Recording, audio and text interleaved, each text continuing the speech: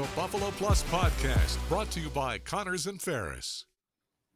All right, welcome back to the Buffalo Plus YouTube channel presented by Connors and Ferris. Mike Catalana, Dan Fates. I am Jenna Cottrell. We are talking entering week 3, the Bills against the Commanders. Josh Allen coming off a great performance against the Raiders. He won AFC Offensive Player of the Week. Before we get started, please be sure to like, comment, subscribe to the podcast, and share if you enjoy our content. All right, Michael. Josh Allen winning AFC Offensive Player of the Week. It's the 11th time in his career. There was a lot to like from that game from him against the Raiders. Is Josh Allen fixed? Do you think he's fixed these problems that we've seen? And do you think this time maybe it'll stick? Yeah, I think it's all fixed. I think he will never turn the ball over again. He will never take another chance. He will never try to leap over another player, even if it's a college teammate. I think Josh, I'm going to say this. I'm going to do a little Dan Fates here, and I'm going to pat myself on the back, and I'm going to say the Jets game was a tipping point. But that doesn't mean he's totally fixed. He is much more aware of what he was doing. He said it before. I believe he meant it now. He had little flashes of Josh. We can't take it all away. Jenna, men can change. They just don't I agree. change all the way. Dan. Yeah, it was funny. We were sitting there. I'm on the sidelines during the Raiders game, and Jenna puts in the group text, I guess men can change, to that, which I quickly responded saying, this is who Josh is. Like, this is what it is. You take the good with the bad.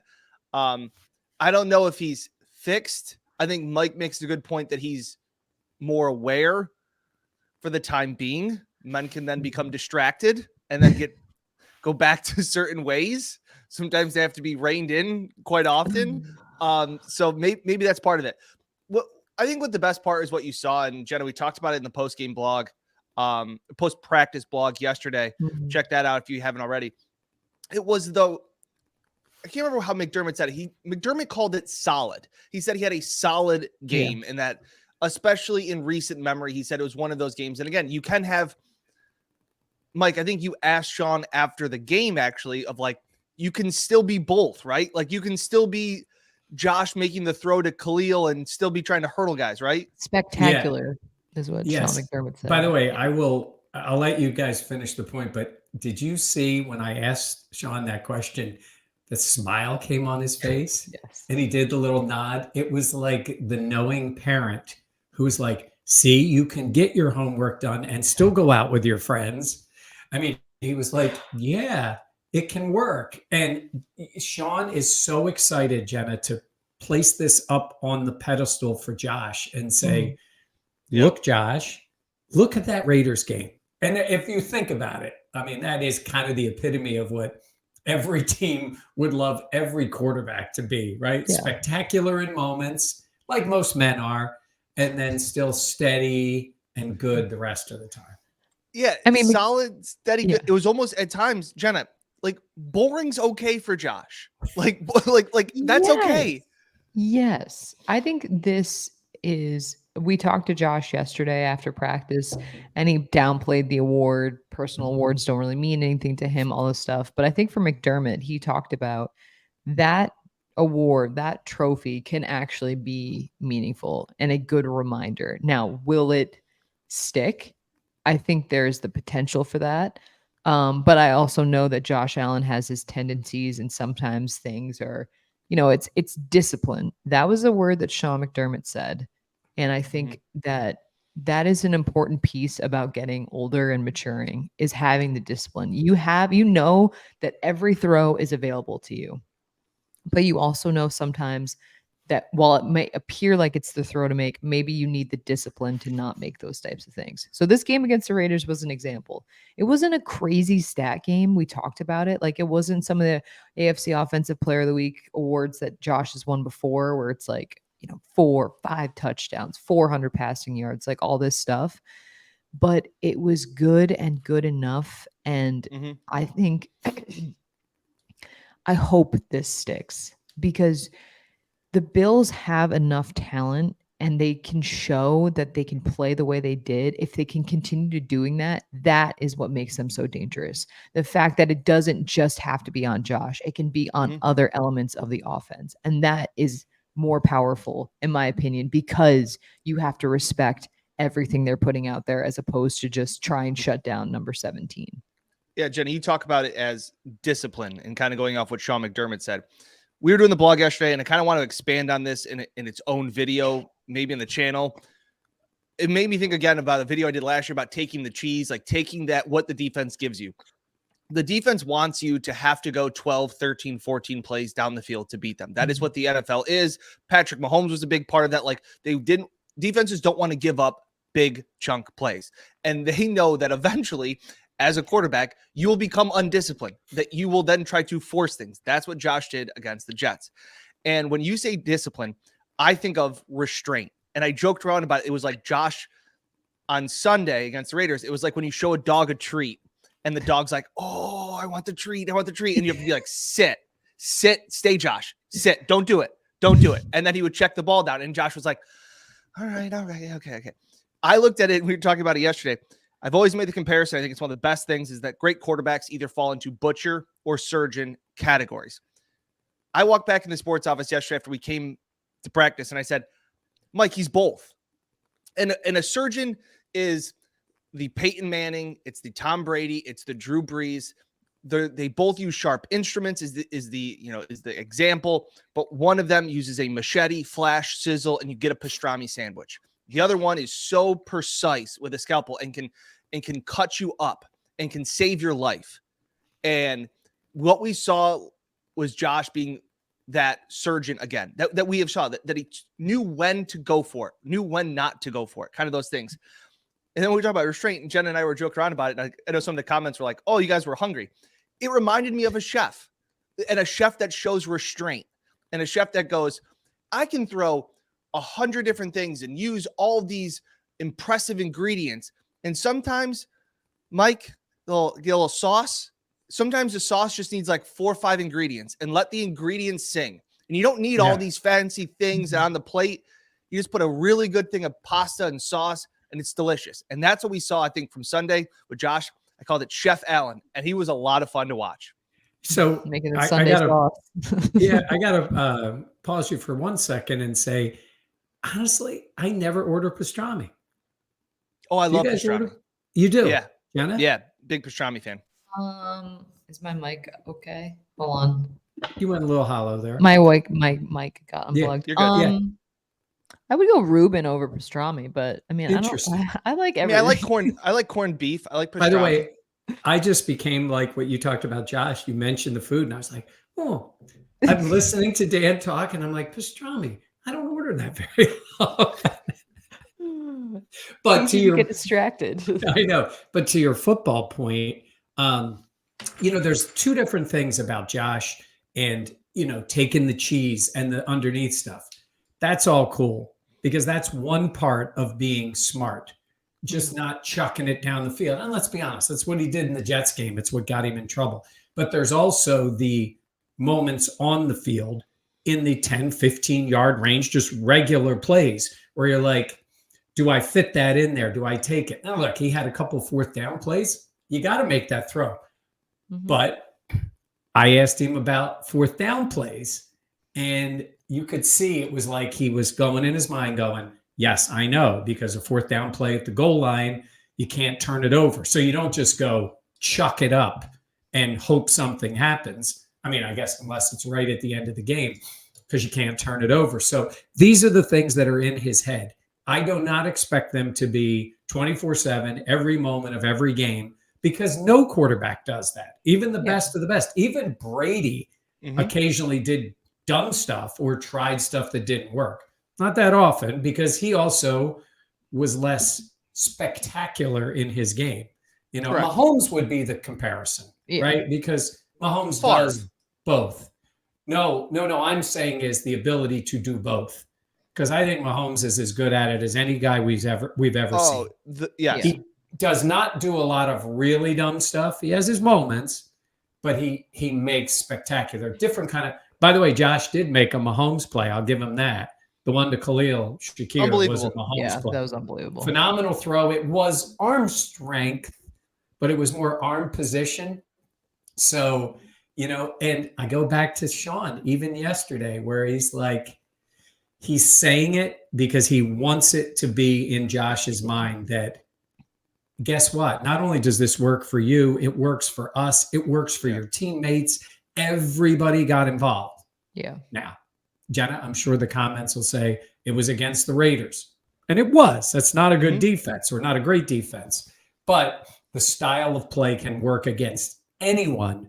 Maybe you just need to bump up the spectacular in certain situations against certain teams. Yeah. Dan, what were you going to say? No, I agree. Like that throw to Khalil It was is insane. it's your signature dish. That's the dish that has the bells and whistles. That's the dish that gets people to come back and say, man, this restaurant is great. Have you had this? Nobody loves an analogy like Dan Faith's.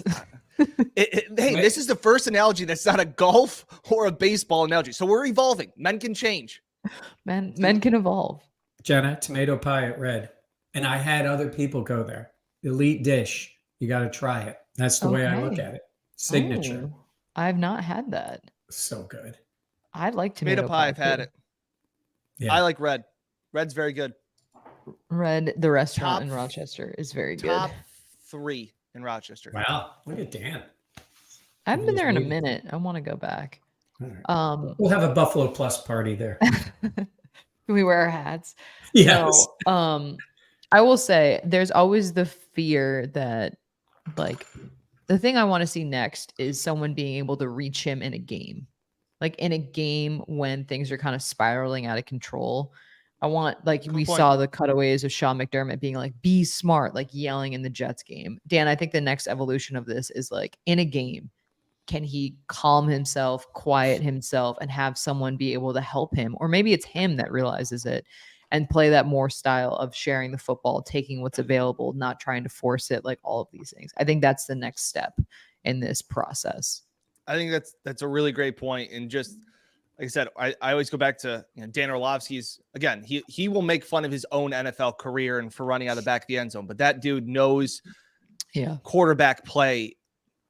When he talks, I listen. And it was that moment when he talked about the Jets game of like, grow up. That like, hey, we love the fact that Josh treats every play, every game like it's his last, but it's not.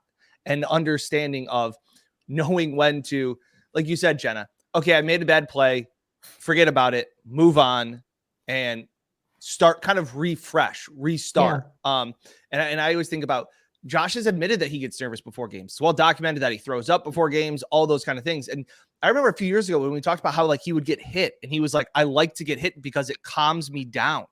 I wonder if there's something that he can have or a player that can, like you said, connect with him, reach him. Like you said, that when things start to get a little bit squirrely, when things start to get a little bit Texans or Jetsian, that he can pull him back in to be like, hey, remember that Raiders game? Just we got you. Dan, you had some great shots, video from on the field, including the time he tried to hurdle his former college teammate, Marcus Epps. And then you had a shot of Diggs talking to him. It seemed to be more funny. Did you get that impression? Playful. It's kind of probably like, dude, what are you doing? And they were laughing. But I think if there's a guy during a game, Jenna, that may be able to get to him, it's Diggs. Well, we saw Diggs do that in the Jets game right before when they had to go down and get the touchdown. And there were a couple times that was the TV broadcast I saw where Diggs kind of went up to Josh and was kind of like, we're good. And then I saw it right before the timeout when it was almost like they came to the sidelines, and normally just the quarterback goes over to the sidelines, but it was Allen and Diggs going over to where Joe Brady was and McDermott. And it was almost like, just throw it to me, man. Like I'm going to get it. Like we're good. Like we're good. And then to do that. And that goes back to, they have that level of connection. And I know we're kind of stumbling off of it, but like, think about the Detroit game when things kind of went squirrely at the end and he has to make one throw. And it's pretty much like, hey, Steph, run down the middle. I'm going to throw you the ball. And like, you just make a play. Like, again, Stephon Diggs is super unhappy in Buffalo. I think that's well seen on a lot of videos and in practice. But he may be the one guy that, like you're right, is a constant leader. And even he's the grown-up one for the most part, especially this year. I will take out a couple of moments. He's the grown-up this year that has been very calm, level-headed on the bench. I've been on the sidelines for both games. He has been the one that has been the calming figure on that bench. I would hope at some point it is Josh able to reach himself, though. Like, that is something that I think would be the most beneficial, is if he is the one that could instill that calmness in himself. Maybe that's not possible. Maybe that's kind of asking for too much, but I feel like that would be the pinnacle of him being able to control, and play the way that he wants to play, and not leaving it up to someone else to reach him, but having him have the ability to be like, what am I doing? Because we've seen before where, and the Jets game was an example of this, of like a mistake happens and then it gets compounded. Yep. It's like, oh, I did this, so I can't. And then it's like, it kind of, the train goes off the tracks of like, how do you figure out how to, be still in those moments and not force stuff. And we saw an example against the Raiders. And it's like, I know we've talked about like the Raiders aren't the best team by far that the Bills are going to see. But I even asked Josh, like, is there any momentum? Like, what can you take away from this past week? And he talked about just like the honest conversations and keeping that open and keeping things in that same approach and how beneficial that was. So I think there are things that can be learned and takeaways that can be like played out now as we move forward in the season. Yeah. So we're back to what I said in the beginning. He's totally fixed and there'll never be a problem again. Well, I just want one thing, because Jenna makes I love your point, Jenna, about like, hopefully it's one point, it's Josh that can calm Josh down. We factor in sometimes it's like, oh, that was such a stupid play by Josh, or what was he thinking? Like, the competitiveness is what makes Josh special. It's what also can be that double-edged sword. Like, he talked about it, and he's not going to dull one edge of his sword to just become a check down Charlie. But I always think about like Brady was super competitive, right? And eventually he was the one that knew his mistakes like before anybody else. Because there was a clip, I was just watching it. It was because I was trying to find a Tony Romo clip for a short. And Romo, it was a New England game, and he threw an interception, and Romo was breaking down Brady walking to the sidelines, and Josh McDaniel was there and was like, hey man, you can't do that. Like, he's telling him like, you had this guy open in the seam and you did that. And Tom's going, I know. And he's yelling back at Josh McDaniel, like, shut up. I know. You don't need to tell me. I know. Yeah. And he's like throwing the iPad and some of that. Romo's like, he's telling him he's aware. Like, he knows it too. Like, he made the mistake. Like, if Josh can get to that point too, you're not going to take away the competitiveness. You're not going to tell him to try to do, try not to be you, but you can kind of turn it down a little bit. Well, it's that discipline. It's that restraint. Yes. And Jenna, deep down, we always know. We just don't like to be told.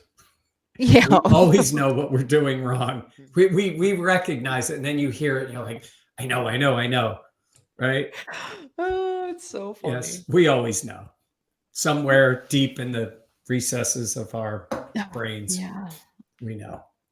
I mean, I would make the case that for like as an adult, like what makes you successful is your discipline.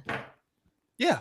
Routine, scheduling. Like, yeah, like all that stuff. And that's a piece that I feel like you got to learn too. So maybe Josh it's been so much athleticism and spectacular plays, but now it's also the balancing and the other side of the coin of being, as Sean McDermott said, solid, still being who you are and both the duality of that, but also, making sure you see the other side of the coin too. Yep. Not a butcher, not a surgeon, a chef. Be a chef. A chef. Chef Allen. Tipping point, week 1, Jenna. Tipping point. I actually do think there's something to that. All right, let's talk about the defense though. Yep. Oh, okay, Dan. I saw that look. We all three of us were so good, and I have to make my smug face at some point. Your smug face. You got that smug face. All right. This defense, Dan, you asked first, like adjustments. Sean McDermott, the first drive against the Raiders when Vegas walked down the field and scored. There were some scary moments, but defense able to force a turnover after that and really shut things down. Like, how good do you think we've seen the defense play? Not great against Zach Wilson. Mhm. Obviously, weapons with the Jets, but where do you think this defense is? How good are they?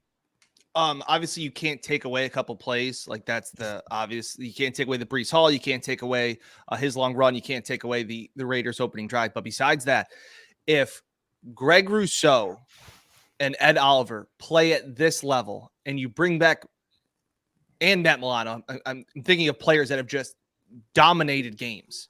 And we really haven't seen much out of Trey or Benford or even Poyer and Hyde. And like, that's all good because I've always thought that this defense has been built. The strength has been in the back end, but it really looks like the front six, I guess, in this defense has been really, really impressive. So when I see that and I see Sean McDermott again, kind of going into his bag of tricks a little bit and finding his groove, obviously it helps when the Raiders only ran like 38 offensive snaps. Like that's part of it. When you have a 9-minute drive offensively, Sean said, hey, the best defense sometimes is just keeping the offense off the field. But I just looked at, and I talked to Greg Rousseau yesterday, and just the fact of like, Sean talked about that he's nastier. Sorry. My light almost fell. Sorry. I'm sorry. Everybody listening just like ducked. Like, I don't know what happened. I'm so sorry. Yeah. I'm so sorry. Not that I need to tell you, but you want to clip that. Okay. Yeah, that'll be good. That I thought my light was falling. I'm sorry, everyone. 23-minute mark. Okay. Wait a minute, hold on. You're Micah Hyde. The sky is falling. Week 1, Yeah. Jenna's sky was falling. Oh my gosh. That was so scary. Okay, sorry, Dan.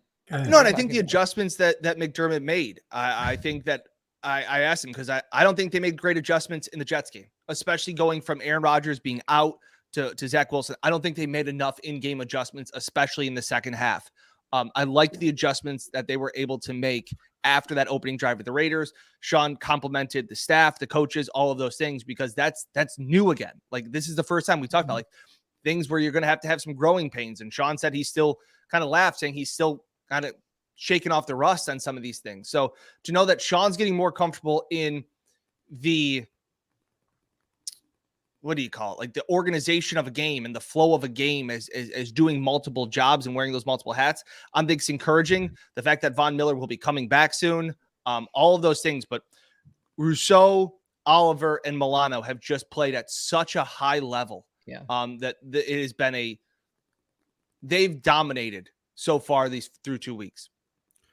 Yeah, Jenna, we can all talk about coaching. We can talk about adjustments and all those things. Sometimes it just comes down to guys winning the one-on-ones. And I was going to bring him up later when we talk about surprise players, but I'm going to go with Dan here with Ed Oliver. And the reason I say surprise is normally you'd be looking at that guy, right? But there's been so much else going on. You'd say, well, Ed signed that big deal. How's he playing? He's been great. He's been living in the backfield. He's been winning constantly in the games. And he started out with one where he just shoved the offensive lineman right into the quarterback. It was the one play they made on that drive. He's been really good and come up with all the schemes. But when Greg Rousseau is beating guys off the edge, it makes the defense so much more dangerous. So I agree with all that. I like this defense. Now, again, it's 2 weeks in. Jimmy G's an okay player, and he's got Adams, he's got some good skill guys, but down the line you're going to see Mahomes, you're going to see Burrow, you're going to see Hurts, you're going to see Dak, all these guys. This is what the schedule is, but you can't go by anything other than what they've played. And I got to tell you, for a guy who hasn't done it, Sean looks pretty comfortable. The defense seems pretty comfortable with what he's doing. Agreed. And then we'll see week to week how it goes. What teams try to do to them, what they look for, especially with the change. Like the change at middle linebacker is a substantial one. So, but so far so good, I think, with the defense. Yeah. No, I would agree. I was very nervous because of that Jets game, just in terms of, this Bills defense at points kind of looked in disarray, I would say, just frazzled maybe is the word. But I think what we've seen is just the defensive line really playing well and what that can do and why the Bills have been chasing that for so long. They've invested so much in that defensive line, but to see Greg Rousseau getting the pressure, Leonard Floyd, obviously, Ed Oliver, like guys like that, what that does to the Mhm. rest of the defense and how just impossible it seemingly makes it for the offense at certain points. I just think it's like, yes, it's nice to see some return on that investment Yeah. and thinking that, okay, Von Miller will be coming back. Like Yeah. that to me is another really big thing. Leonard Floyd did not practice on Wednesday, but he's someone who I have been very impressed with because I wasn't sure exactly what to expect from him, but I think he's been that veteran guy and has been able to win in his one-on-ones. And Greg Rousseau is just someone that I mean, breakout season, like that type of buzz around him because Mhm. I love Sean McDermott saying he's adding nastiness to his game because first of all, Sean McDermott saying that word, I was like, "Oh, I was never expecting that." He loves that word. He used it like Mhm. 4 times in that answer. Yes. Yeah. But when you talk to Greg Rousseau, he's such a nice guy. And then seeing the way he plays, seeing McDermott talk about the nastiness, like he has so many physical attributes, and to see him kind of coming into his own, like he's been building and all this stuff, and it's like, yeah, this is the year to really put it all together and show what you can do. So And real quick, Jenna, like we talk about quarterbacks and it's not all just the spectacular. Rousseau has been so good on the edge. He's made about 3 plays. Dan, again, you had a really good shot of it. yeah, Him just not allowing that back to get to the outside, chasing Mhm. him down. He did it in the Jets game. He did it in the Raiders game. That's a huge part about playing that defensive end. I know you love the one in the Jets game when the ball came loose. I There's it's so funny. It's just it's like he's like immediately becomes like a polite gentleman, like, oh, I gotta we go try. get the ball. Yeah, Yeah. but that's a disciplined play. That's a Yep. smart play. There are some guys that just, tee off, go after the quarterback, and there are times they do that, but you always have to be aware of your responsibility. Mhm. And I'm going to sound like Sean, do your 111th. And part of your 111th is protecting the edge there. That's what you're doing. And he's got the wingspan, right? He's the wingspan guy now. Tremaine Yeah. is gone. He's the Mhm. wingspan guy.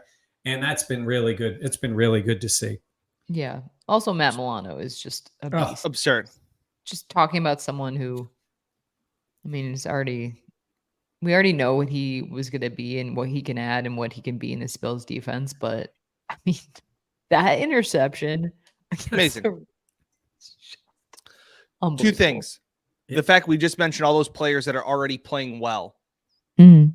When Trey White is playing well, we don't talk about him because offenses are so scared to go at him. When Trey was playing all pro level, he was so good at offenses would see where Trey was lining up and they would just kind of exclude that part of the field. That it was, Yeah. okay, if he's on this side, then we're not looking there. And the fact that Trey is like, I haven't noticed him is good because he kind of got picked on a couple times last year. Obviously coming back from the ACL, like teams went at him. And Sean McDermott was asked, and he said he's starting to see flashes of all pro Trey White again, which is another great sign. Like we're talking about these guys gearing back up along with Von Miller. So like that to me is a guy that we're saying is like, we're talking about guys that have flashed and really popped through these first 2 weeks. Trey White hasn't, and that's actually a good thing in my eyes, knowing that like teams are having to respect him again and avoid him again, which is huge. And finally, my last point, Terrell Bernard has already made more flash plays and splash plays than As Tremaine soon Edmonds did. as he had that pick, I was like, flash play. You know what would have Well, happened? We would have caught it. He caught That was the big difference. He Yeah, caught it. it would have gone through Edmund's hands, and then he would have ran to the camera going, like he would have been like, "Oh, I'm so close," and we would have had that conversation of like, "Well, he was there. He's young. We just would have had to get more reps into him." You find a way to circle back. That's why I'm good. It's a skill. Jenna, as you gave him grief for circling back to thanking himself, he just said, I'm good. Yes, it was a great prediction on Terrell Bernard. And it's funny, you go back to, I think was it his first preseason game when he picked up a fumble and ran it for a touchdown? Yep. Oh, Right? last year. Big play Yep. guy. Yeah, big another splash play. And he's Splash been good play. in the run game. He's been good. Yeah. And Dan, one quick thing. Milano, interceptions. I'm going to be on pace guy. Under over 15. Where are you on this? Over. After the play pace that guy. he had against the Odd Raiders, pace guy. over. It's gonna lead the league. Pace guy. I said someone say that was taunting in itself. Yes. Yeah. It's gonna get fined just for that. All right, let's talk Commanders. 2-0. Yeah. The 2-0 Washington Commanders. Mike, you've seen a lot of Commanders teams. Oof. Yeah.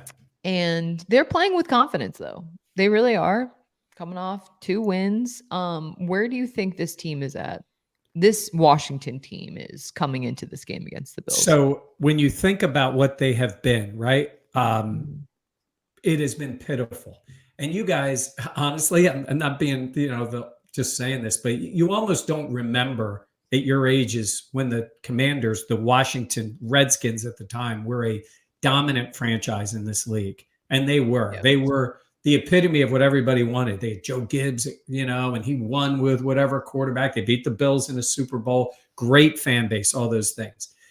What Daniel Snyder did to that organization is criminal. It probably was criminal. And I talked to David, right? I talked to David Harrison, who is on. You'll see his video will be on here this week. He's on the Locked On Commanders podcast, and I said, "What was it like when, he sold the team?" And he said, "It was like the sun came out. It was because these fans were so beaten up on he lost them, and it's hard to believe that a fan base like that kind of went away for a while." And look, doesn't mean everything is fixed and they're great and they're going to the Super Bowl here, but they're 2-0 for the first time since 2011. I think if they were to beat the Bills, they haven't been 3-0 since 2005, maybe it is. And there's life with this team. Now, I don't know how good Sam Howell can be. He's off to a pretty good start. He's a 5th round guy. He's playing okay. It's the kind of guy the Bills would have had at some point, a Trent Edwards type playing. I'm not saying he plays like Trent. I'm just saying is another guy. And they have talent on this team. I mean, you talk about Montrez Sweat has been living in the backfield. Yeah. Right? They have guys like that. Terry McLaurin is a great NFL player who has played with just bad quarterbacks in his time in the league. And I said this, and the Raiders didn't hold up, but the bad teams don't know they're bad. They're thinking they can win this game. I mean, they're underdogs at home, but they're 2-0. So you're catching Washington at a point where I think they're in the Bills' mindset. They're not thinking anything other than this is a pretty good football team with some high-end talent that you have to go against. Not saying they're great. Not saying the Bills don't deserve to be favorites, but they've been at least, the kind of team that's found a way in both games, and I think they're going to be tough. Dan, before you get to your point, thinking about confidence is a hell of a drug. Hope is also a hell of a drug. And I think this is a very hopeful Commanders team. Yeah, this defensive line scares the shit out of me. Imagine having four Max Crosbys, maybe not to that level, but the guys we're talking about it interior wise, they're probably better than the Jets. And the Jets defensive line gave them tons of issues. You have Chase Young coming back, who looked really good in his start. Mike talked about Sweat. You have Jared Allen. It's one of the Allens. I'm mixing up with the other one. But they have dudes on that defensive line. And for as good as we saw Spencer Brown play, I hope he takes some of that confidence to carry over into DC, because where I said, Max Crosby can ruin games, anybody on the Commanders defensive line can ruin this game. So this is going to be another test. You're hoping that they're building off of the Bills are building off of what they did against the Raiders. But again, this defensive line is very scary. Yeah, and my fear is that, and I said this in our post-practice video, but I worry that the Commanders can yuck this game up. Like they can force that much pressure. They can make the Bills offense kind of go awry once again, and then the Bills will kind of play down to the Commanders level. And I say play down because obviously like Sam Howell is still establishing himself. There's talent on that offense, but at the same point, my fear is that, the Bills kind of start to struggle again and then things kind of compound, and we've seen this before. So I think the Bills will have that offensive line will definitely have a challenge. Yeah. But this is life in the NFL. Like you're going to face really good teams, and the way that this Commanders team wins is by getting a ton of pressure on Josh Allen. And how will the Bills offensive line hold up? How will they be able to do that? Spencer Brown, another big game for him, like you talked about. So there are pieces of this team that are really, really good and that will stand to be quite a big test. And that's what you got to do, though. The Bills are the better team. The Bills should win this game. Like it's all of these things. They're favorites on the road. Of course they are. But to be a really good team, you have to beat inferior teams. And while the Commanders are not as good as the Bills, there are definitely units that the Bills are going to be a huge challenge. Yeah, it's Jonathan Allen because there's a lot of Allens and they've chased him down. The other thing is, this is Sean's good friend. We always talk about Sean with Andy Reid, but he and Ron Rivera are very tight. Yeah. And Rivera gives him a ton of credit, and so those two have always had that bond from their Carolina days. And then you got Eric Bieniemy calling the offense. And remember, that was pretty interesting when he went there. And,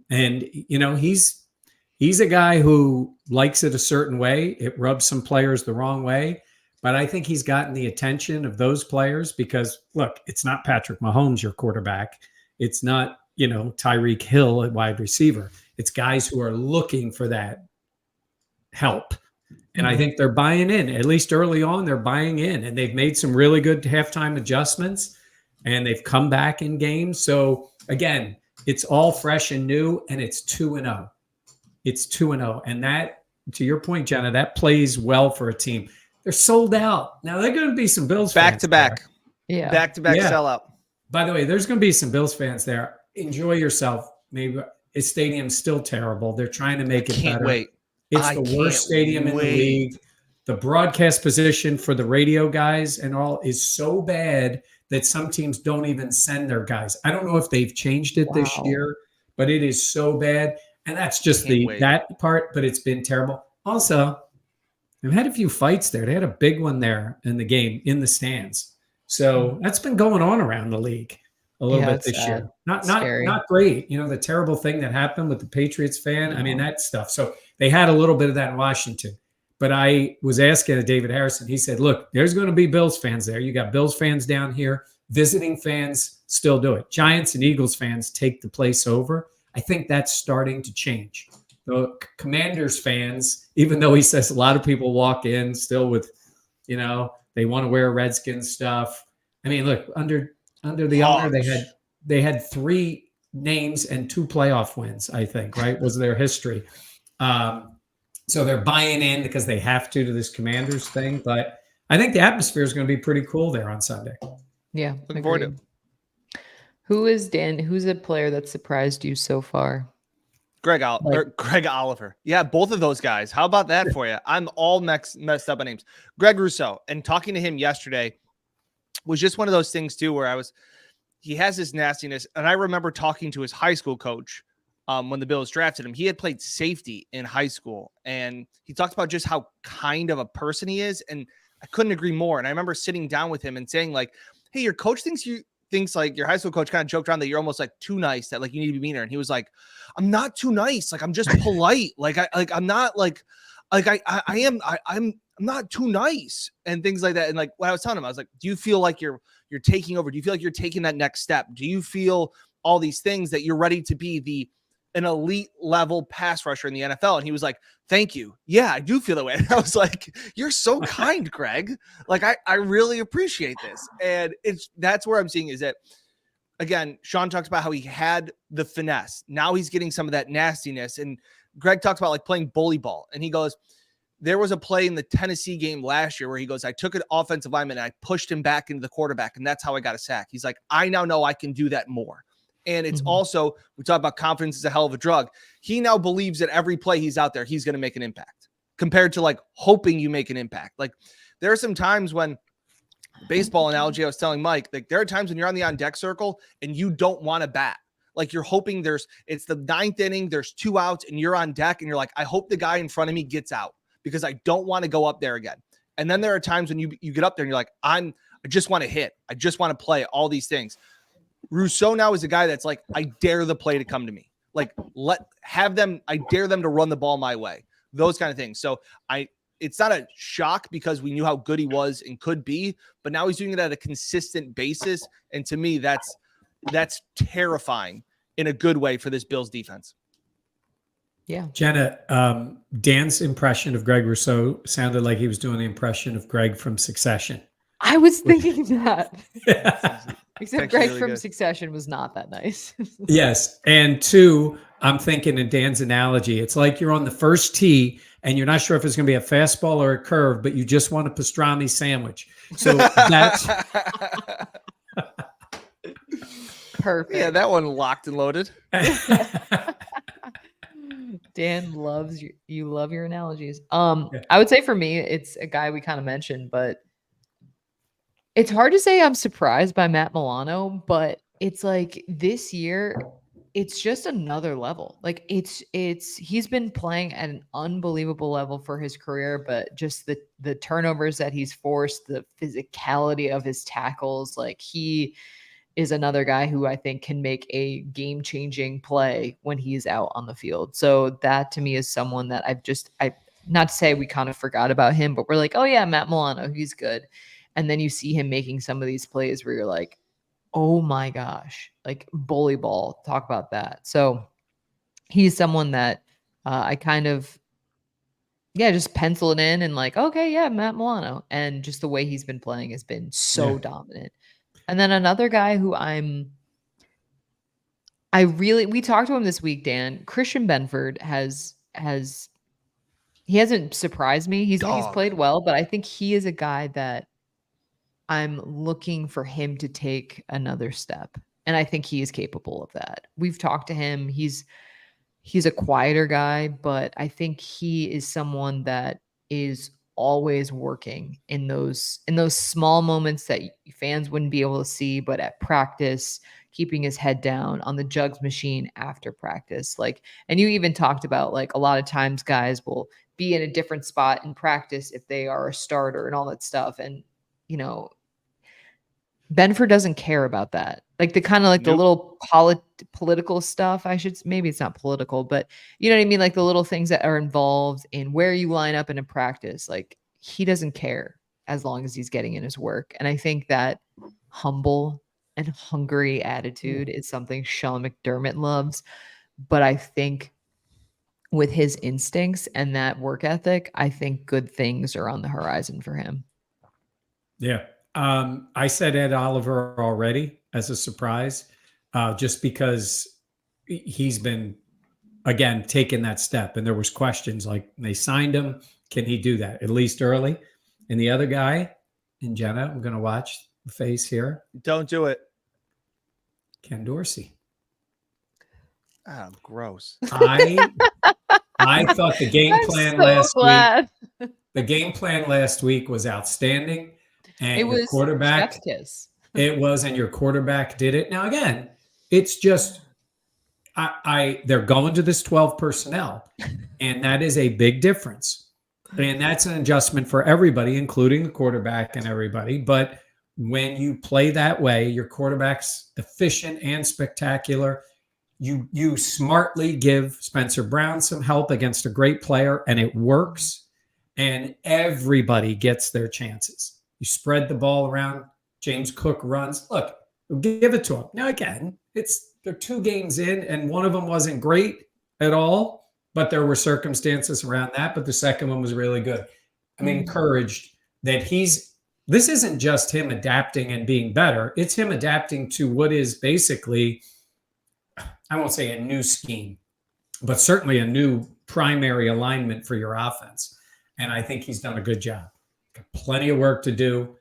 Really good defense. Well, certainly the D-line this week. So let's see how he does. But Dan, Ken Dorsey. Gross. But I will say that was the best game he's called. The caveat will be it was the Raiders. It's probably the worst defense the Bills will face. But Dorsey looked Dable-esque in his play calling job on Sunday. You always got to circle back. Yeah. I thought you were going to say Gabe Davis. No, I think Gabe was really good on Sunday, which is good. But Agreed. he blew it by going over 70 yards. We want him to be know. the 5 and 70 guy. He got in the 90s. What's he doing? Showing off. And if you've made it this far in the pod, you're probably sitting there going, because now I'm thinking about it, like, what the hell? Why isn't anybody talking about James Cook? I think he's probably been another surprise for me offensively, knowing what he can do out of the backfield. He doesn't seem to really like to run between the tackles, but he has shown the speed to get outside, and it's just been a lot of 5-6, 5-6, 5-6, 4, 5-4 like runs that have just kept the Bills, especially against the Raiders, on schedule. And it kept them from second and long, third and long. I thought Cook was a big part of that. And because midway, early on in that game, Murray got a lot of carries on that second or third drive. And I was like, boy, what does this mean for James Cook? And then they came back with him the next series. Yep. Yeah, which was interesting. And Murray looked good in his limited time. Yeah, Everybody really. Damian Harris, everybody played well. Dan, it's good you mentioned Cook and Jenna.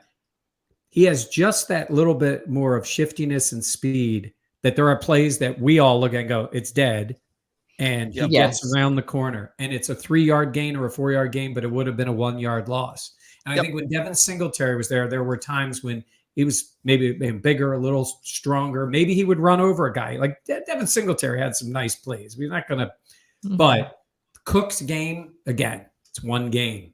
But a little more if sizzle. they can get the effectiveness out of him, where he becomes, God forbid, a weapon in the backfield, that's really helpful. But, it's a couple games in, but that's a good guy to recognize. Look at Dan talking about the running game. I know. Men can change. Ugh.